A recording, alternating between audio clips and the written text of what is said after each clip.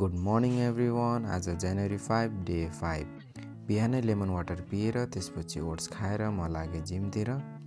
7:40 AM मा मैले gym सुरु गरेँ। सुरुमा स्ट्रेचिङ गरेँ, त्यसपछि ट्रेडमिल 15 मिनट्स जस्तो मैले ट्रेडमिल गरेँ। अनि त्यसपछि पानी पिएर अनि मैले मोबाइल रेकर्डमा राखेर त्यसपछि मैले साइक्लिङ सुरु गरेँ।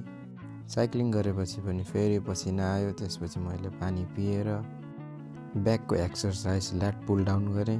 त्यसपछि सिटेड रो अनि ब्याक एक्सटेन्सन, त्यसपछि बाइसेप्स ट्रेन गरेँ।